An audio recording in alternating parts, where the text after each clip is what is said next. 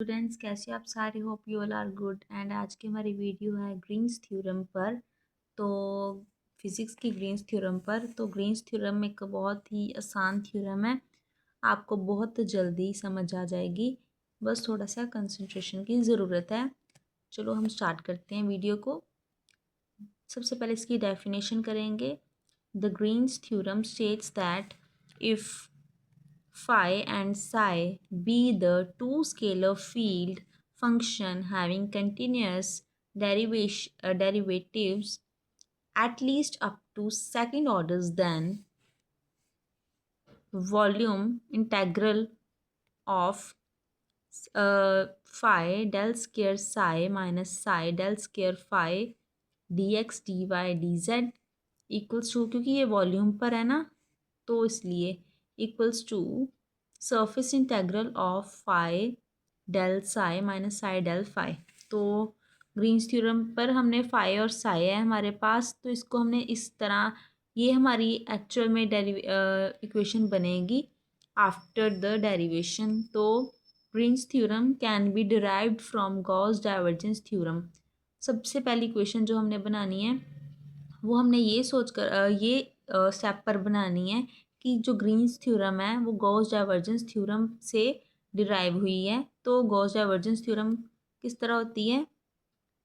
Volume integral divergence of A D V, like वही है volume integral divergence of A something, किसी चीज़ का डाइवर्जन हो रहा है, डी वी मतलब ये वॉल्यूम, सेम वही चीज़ equals to surface integral of A D S, वही सेम चीज़ है।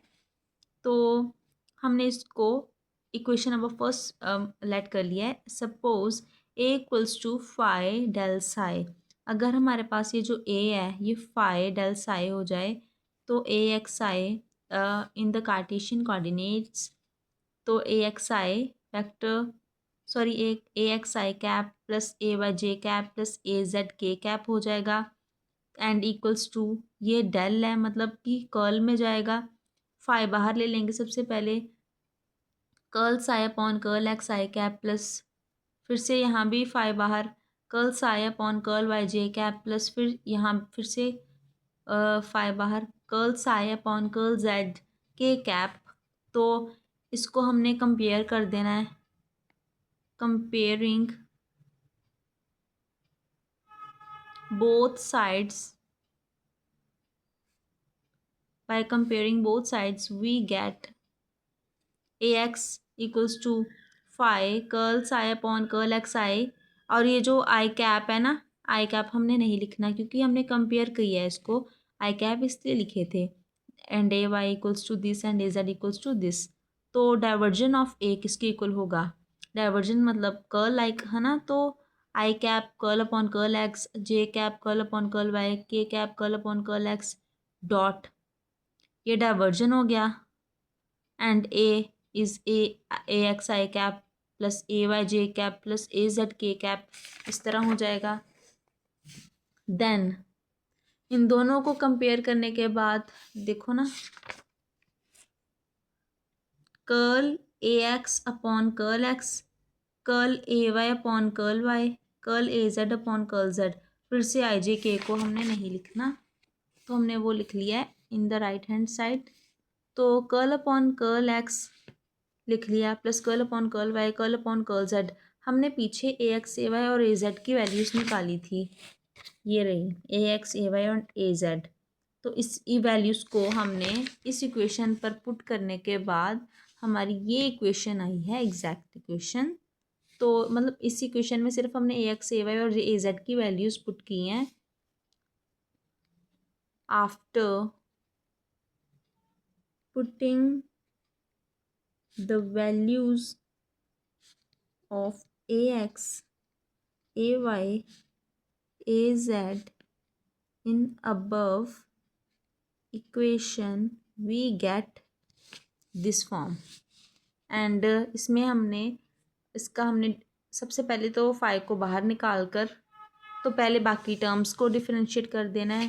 तो कर्ल स्क्वायर क्या होगा? Curl square psi upon curl X square, curl square phi upon curl square psi upon curl Y square and curl square psi upon curl Z square plus, अब five को अंदर रख कर किस तरह करना है, और curl five upon curl Z को बाहर निकालना है।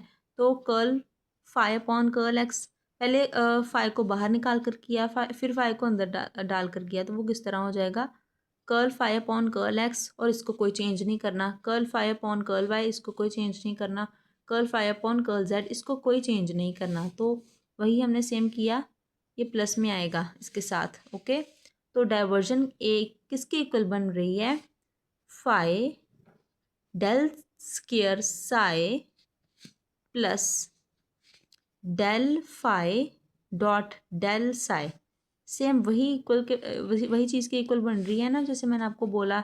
तो substituting the values of divergence A and A in equation one, अब देखो इक्वेशन वन को, ये हमारे पास आई थी डाइवर्जन ए की वैल्यू, जो भी इक्वेशन आई है हमारे पास, तो डाइवर्जन ए को हमने यहाँ पुट करना है।